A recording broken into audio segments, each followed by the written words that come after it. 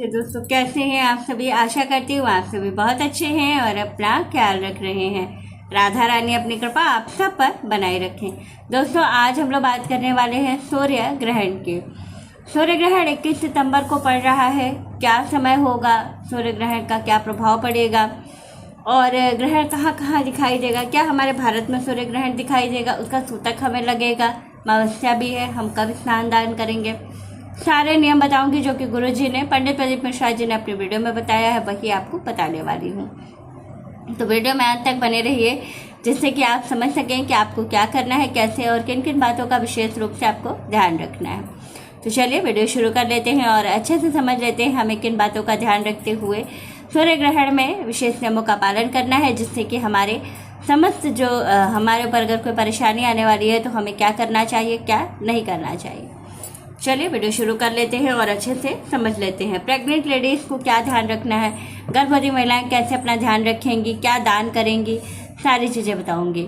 तो चलिए वीडियो शुरू कर लें और अच्छे से समझ लें क्या करना। और 6 भाग्यशाली राशियाँ भी बताने वाली हूँ जो कि इस ग्रहण में माला माल होने वाली हैं। बहुत लाभ होने वाला है उन्हें, धन लाभ। तो इस वीडियो को अंत तक देखिए जिससे कि आप समझ सकें कि आपको क्या करना है और किन किन बातों का विशेष रूप से ध्यान रखना है। तो चलिए वीडियो शुरू कर लेते हैं और अच्छे से समझ लेते हैं क्या करना है।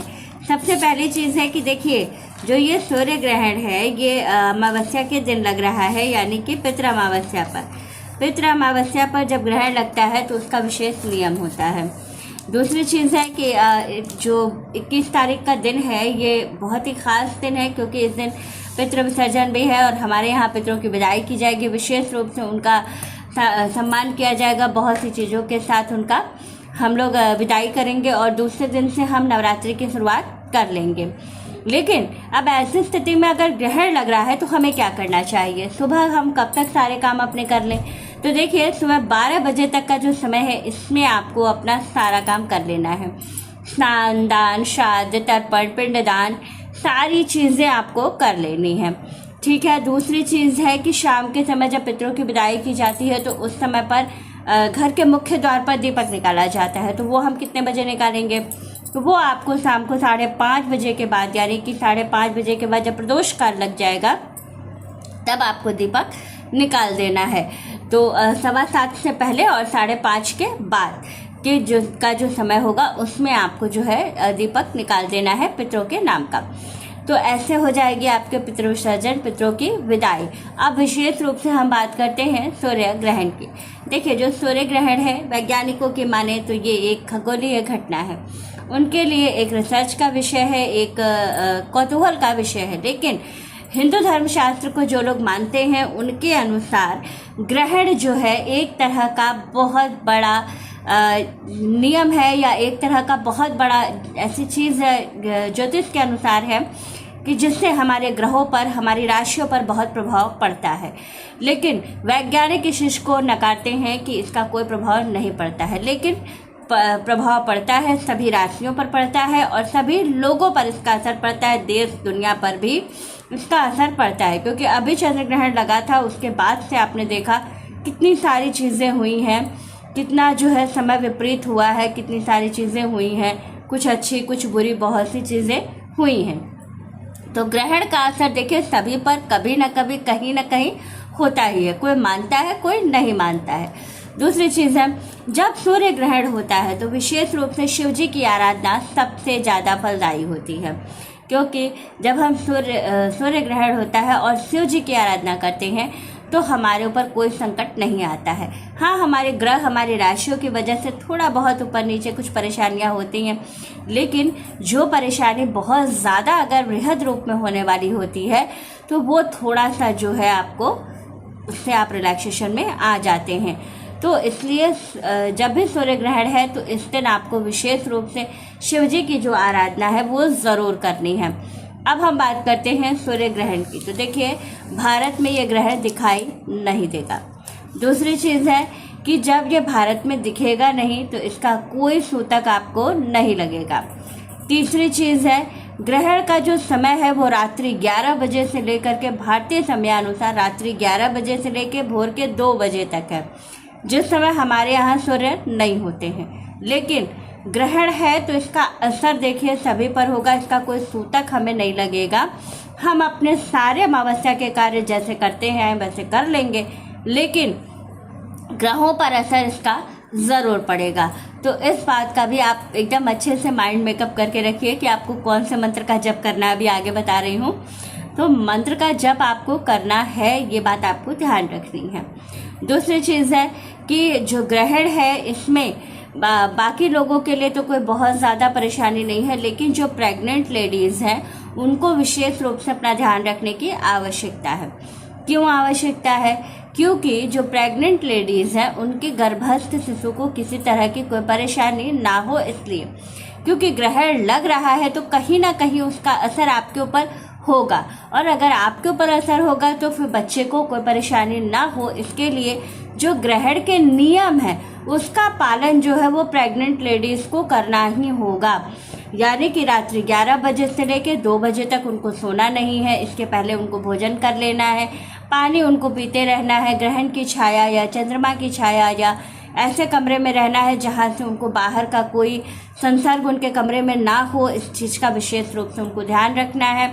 साथ ही उनको अपने साथ मंत्र जप करते हुए अपने आप को जो है सुरक्षित रखना है, अपने गर्भस्थ शिशु को सुरक्षित रखना है, अपने नाभि के आसपास जो है वो चंदन का लेप लगा करके रखना है। साथ ही आपको कोई चीज़ काटना, छीलना या सुई धागे का यूज़ आपको नहीं करना है, तो इन बातों का भी ध्यान रखना है। मोबाइल नहीं देखना है, टीवी नहीं देखना है, इन बातों का भी ध्यान रखिएगा और अपने गर्भस्थ शिशु के लिए भगवान से प्रार्थना कीजिएगा। शिव जी का जो सबसे चमत्कारी मंत्र है नमः शिवाय का जप आप करते रहिएगा, जिससे कि आपको कोई परेशानी ना हो और आपके गर्भस्थ शिशु को भी कोई दिक्कत ना हो। साथ ही जब दूसरे दिन आप सुबह सोकर उठें 2 बजे के बाद आप उठ करके जब ग्रहण का मोक्ष हो जाएगा भारतीय समयानुसार, तो 2 बजे आप उठ करके हाथ पैर धुल करके और एक सिक्का अपने सर से वार के 7 बार कहीं रख दीजिएगा। उसके बाद से दूसरे दिन उसको किसी को दान कर दीजिएगा। दूसरे दिन जो प्रेग्नेंट महिलाएं हैं उनको लाल चीज़ों का दान जरूर करना है, तो स्नान करने के बाद लाल चीज़ों का दान करने के बाद ही वो जो है बाकी का अपना नवरात्रि का जो भी कार्य है वो करें। अब विशेष रूप से बात करते हैं भाग्यशाली राशियों की। 6 भाग्यशाली महाराशियां हैं जिनको कि बहुत बहुत लाभ होने वाला है। उनको धन से लाभ होगा, उनको जीवन में बहुत सारे लाभ मिलने वाले हैं। तो चलिए जानते हैं कौन कौन सी हैं वो भाग्यशाली राशियां। आप भी देखिए क्या आप भी उन भाग्यशाली राशियों में से हैं, और अगर नहीं हैं तो भी आपको क्या करना चाहिए अभी बता दूंगी आगे कि अगर आपकी ये राशियां नहीं हैं, आपके ऊपर कुछ प्रभाव पड़ेगा तो आपको क्या करना चाहिए। सबसे पहले जो भाग्यशाली राशि है वो है मकर राशि। मकर राशि को बहुत सारे धन का लाभ होने वाला है। ये लोग एक तरह से मानिए तो करोड़पति होने वाले हैं इस सूर्य ग्रहण के बाद, लेकिन विशेष रूप से इनको ध्यान रखना होगा। थोड़ा सा ये अपने आपको संयम में रखेंगे और वाणी पर संयम रखेंगे तो बहुत बहुत लाभ होने वाला है। दूसरी जो भाग्यशाली राशि है वो है मेष राशि। मेष राशि को भी आकस्मिक धन का लाभ होगा। जीवन में जो उनके उतार चढ़ाव चल रहा था वो ठहराव आएगा। दूसरी चीज़ है कि जो लोग स्वास्थ्य का जिनको इशू है मेष राशि वालों को, उनका स्वास्थ्य अच्छा होने लगेगा। तीसरी जो भाग्यशाली राशि है वो है वृष राशि। वृष राशि वालों को भी बहुत लाभ होने वाला है। वो जीवन में बहुत तरक्की करने वाले हैं, क्योंकि वो जिस क्षेत्र में सफलता के लिए कोशिश कर रहे थे अभी तक उनको सफलता नहीं मिल पाई है, उन सभी लोगों को अब सफलता मिलेगी। वो अगर कहीं प्रतियोगी परीक्षा दे रहे थे उसमें सफल नहीं हो पा रहे थे, तो अब उनको सफलता मिलने का समय आ गया है। तो थोड़ा सा अपना एफर्ट बढ़ा दीजिए, इस बार आपको सफलता ज़रूर मिलेगी और धन लाभ भी आपको बहुत अच्छा होने वाला है। साथ ही चौथी जो भाग्यशाली राशि है वो है कन्या राशि। कन्या राशि वालों को भी बहुत बहुत सारे धन का लाभ होने वाला है। जीवन में उनकी उन्नति होने वाली है, जीवन में लाभ होने वाला है, संतान सुख मिलने वाला है, संतान उनकी उन्नति करने वाली है, बहुत सारे लाभ आपको होने वाले हैं। साथ ही है सिंह राशि। सिंह राशि वालों का तो बहुत अच्छा समय है। बस ये है कि इनको थोड़ा सा अपने वाणी पर संयम रखना है, वाहन चलाते समय थोड़ी सी सावधानी रखनी है। बाकी ये है कि धन की स्थिति इनकी बहुत अच्छी होने वाली है। इनकी जो संतान होगी वो बहुत अच्छा करने वाली है, किसी पद या प्रतिष्ठा को प्राप्त करने वाली है। तो जो सिंह राशि वाले हैं इनको बहुत सारा लाभ मिलने वाला है। साथ ही जो छठी भाग्यशाली राशि है वो है धनु राशि। धनु राशि वालों को भी बहुत सारा लाभ मिलने वाला है, उनके जीवन में भी बहुत सारी तरक्की और उन्नति आने वाली है। साथ ही अगर वो किसी सरकारी पद पर है तो उनका प्रमोशन होने वाला है, उनको बहुत सारे लाभ मिलने वाले हैं।